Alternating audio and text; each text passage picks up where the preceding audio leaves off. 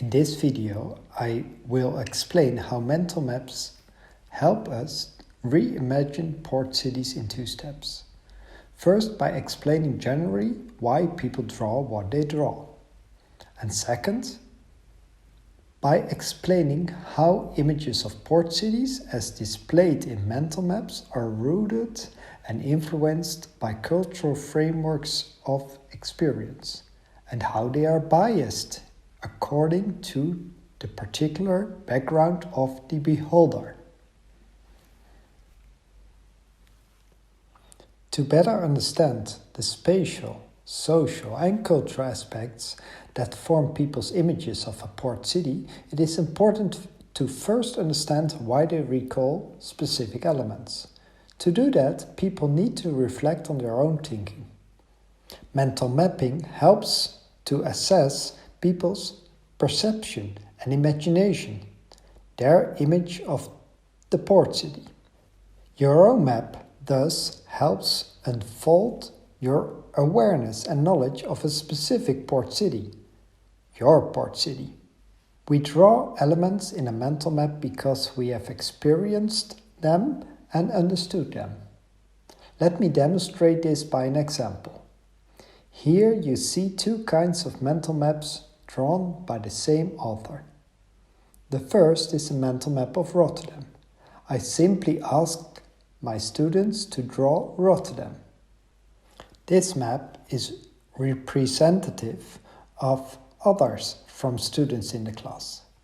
It provides a great deal of detail in the center of the city and some particular elements outside of it. The image shows rich content, but a lot of it is drawn only in certain areas.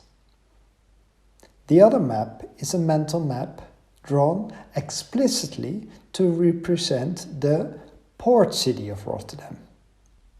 This drawing and similar ones by other participants display a variety of specific port elements: water, docks, cargo, moving loads, and ships. They are often drawn in a symbolic way rather than attempting a realistic representation. Apparently, when asking for a port city map, the adjective port modifies the meaning of city to such an extent that this echoes in the minds of participants.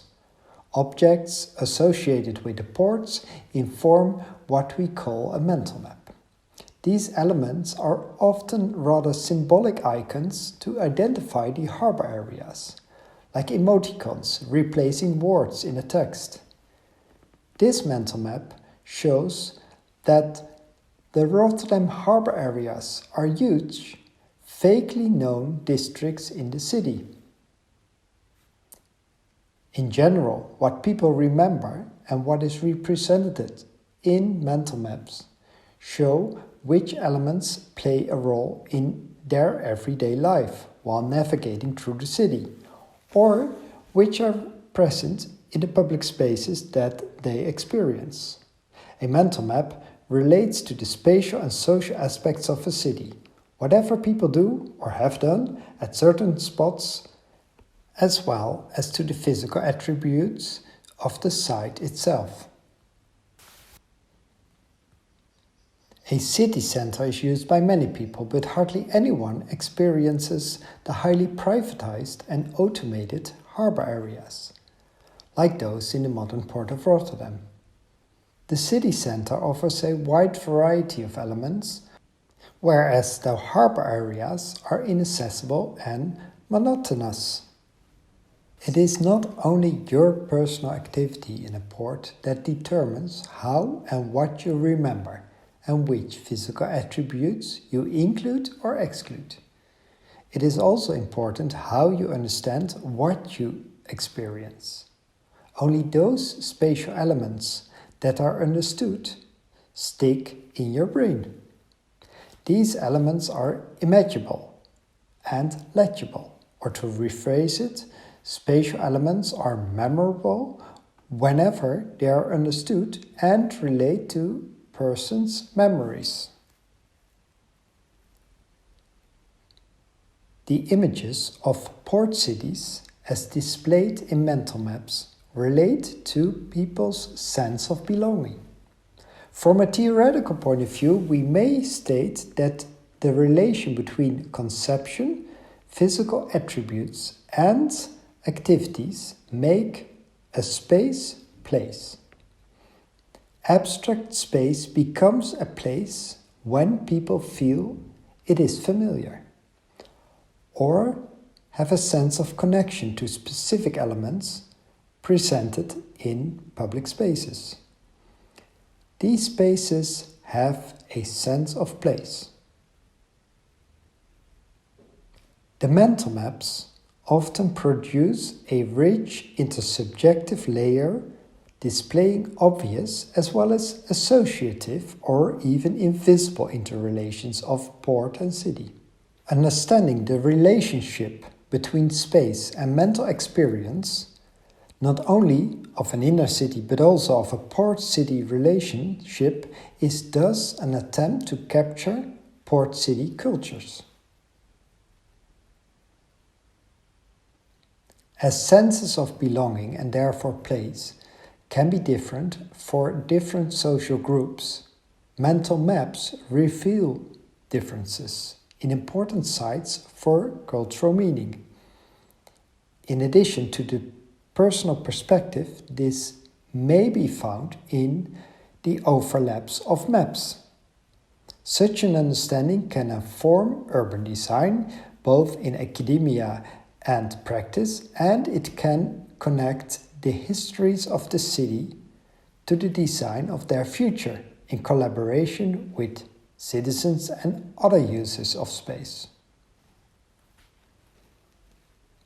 To conclude, the approach takes into account the knowledge that what is drawn is rooted and influenced by the cultural frameworks of experiences, and what is discovered in the maps reflects the biases and values of their beholders.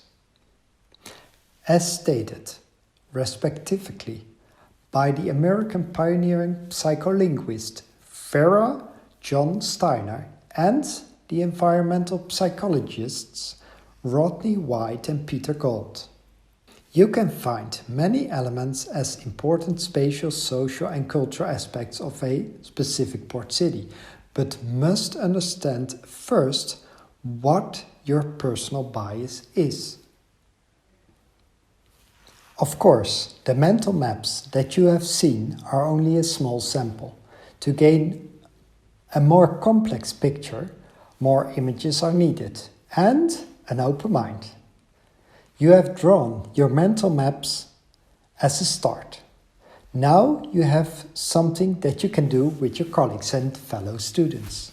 This will help you to understand other people's views and challenge your initial image of a port city.